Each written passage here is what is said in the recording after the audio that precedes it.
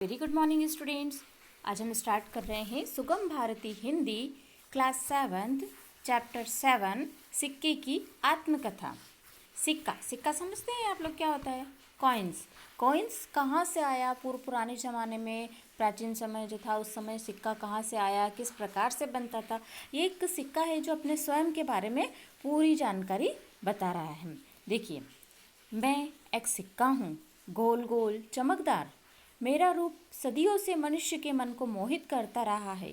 वह मुझे पाकर आनंद से खिल उठता है। जेब में रहता हूँ तो जेब गर्म हो जाती है और मनुष्य प्रसन्न।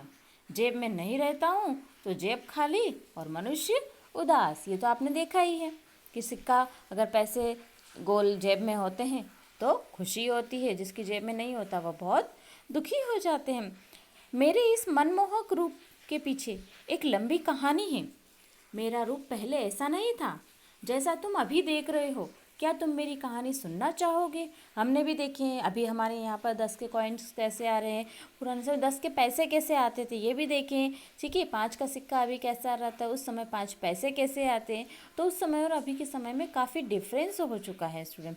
अब आगे पढ़ते हैं। मैं पहले इस रूप में नहीं था, बल्कि धरती की सतह के अंदर अपने अयस्क रूप के में आनंद के साथ रहता था। एक दिन ठक ठक करके किसी ने धरती के उस कोने को खोदा जहां हम रहते थे। हम कई लोगों की पदचापें सुनते रहे, कई मशीनों की गड़गड़ाहट भी वातावरण में गूंजने लगी। यहाँ तक कि धरती के सीने में एक भारी भरकम सुरंग खोदकर लोग मेरे घर की चार दीवारी तक उतर आए। अर्थात जो उत्खनन होता है, सुरंगें वगैरह बनाई जाती है, उत्खनन करके जो अयस्क निकाला जाता है पृथ्वी के गर्भ में से, तो ये सिक्का बता रहा है कि वो लोग मेरे घरों तक पहुँच गए। उनके हाथों में कुछ यंत्र थे, उनके चेहरे पर अजीब सी नकाबें थी, उनके सिर की गोल गोल टोपी पर एक तेज प्रकाश जल रहा था। वे हमारी ओर ललचाई हुई आंखों से देख रहे थे। आपने देखा है जब उत्खनन होता है, जब खनिजों का वगैरह निकाले जाते हैं पृथ्वी गर्भ में से, तो लोग अलग ही पोशाक पहनते हैं, क्योंकि खनन करते हैं तो खुदाई करते समय जब वो सुरंगें बनाते हैं तो उन सुरंगों के अंदर से जब निकलते हैं तो वहाँ पर उन्हें तेज प्रकाश की आवश्यकता होती है, जिसलिए वो अपने सिर पर जो कैप होती है उस पर एक टार्च लगी होती है। वे मशीनों से हमारी दुनिया पर चोट करते रहे, हमारे चमकते हुए टुकड़ों को नेक्स्ट पेज बटोरकर बाहर ले आए।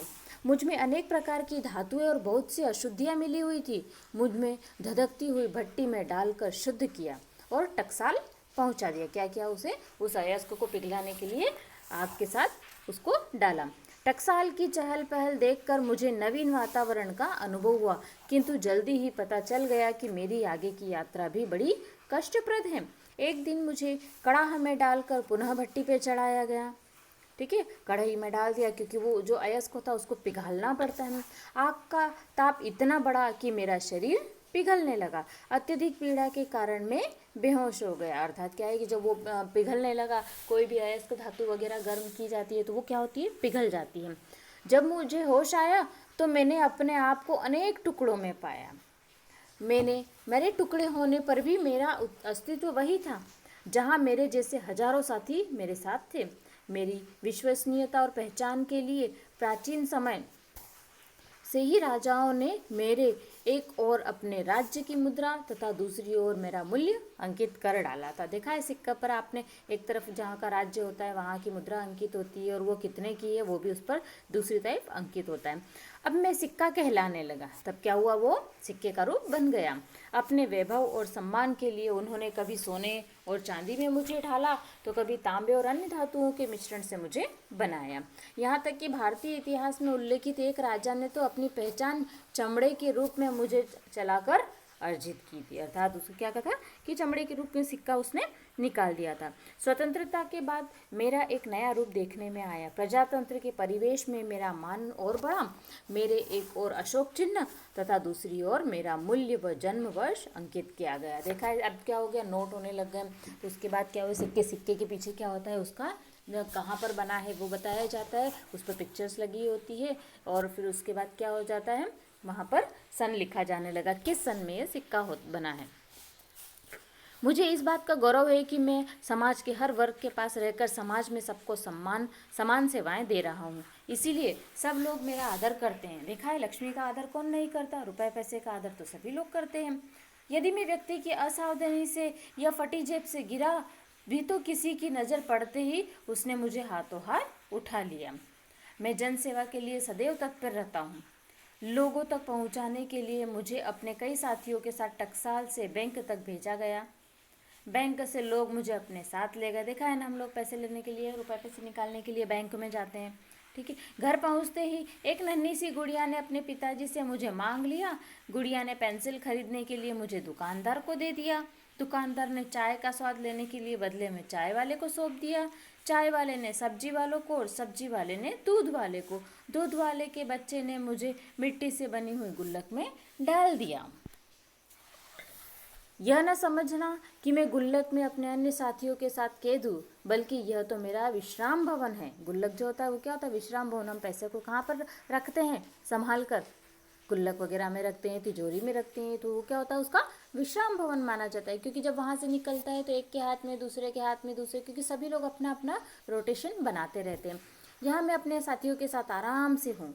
गुल्लक से मैंने जब घर वालों की बातों को सुना तो पता चला कि मुझे गुल्लक में डाला जाना उसकी अल्प बचत है। अल्प बचत मतलब थोड़ी सी छोटी छोटी बचत करते हैं। आर्थिक संकट के समय गुल्लक से बाहर निकलकर मेरा सदुपयोग किया जाता है। बच्चे अपनी गुल्लक में जमा धनराशि स्वयं के मालिक बनने या अनुभव पर प्रसन्न होते। कितनी खुशी होती है बच्चों को, अपना स्वयं का पेमेंट जमा करते हैं वो लोग गुल्लक में राशि डाल के। मैं पहले एक मनुष्य के पास बहुत दिनों तक रहता था। जनसंख्या वृद्धि के साथ साथ आवश्यकताएं भी बढ़ी और मेरे चलन की गति भी बढ़ गई। आर्थिक उन्नति के बाद मेरी यात्रा और विस्तृत हो गई। मेरी गति के साथ साथ मेरे नए साथियों की संख्या भी बढ़ी। मेरी इस गति के कारण तथा टकसाल में नए साथियों के न बनने से मेरी कमी कभी कभी समस्या भी बन के जाती है। इस कमी को दूर करने के लिए कागज़ के नोट छापे जाते हैं। अब क्या हुआ, धीरे धीरे जब सिक्कों की कमियां होने लग गई तो नोट की पूर्ति होने लग गई। ठीक है, नोट बनने लग गए, किंतु कागज़ के नोट की तुलना में मैं अधिक समय तक अपनी सेवाएं देता हूँ। क्या क्यों देते हैं, क्योंकि कागज़ का नोट क्या होता है, अगर कभी फट जाता है गलती से, वो क्या है, उस समय बाद में ज़्यादा समय काम में नहीं रख सकते लोग अपने पास, तो वह चलन में निकाल देते हैं। इसीलिए मेरा अस्तित्व अभी तक बना हुआ है। मैं अजर अमर हूँ, है अजर अमर सिक्का। क्यों, क्योंकि वो तो हम है तो भी है, हमारे पहले भी था और हमारे बाद भी रहेगा।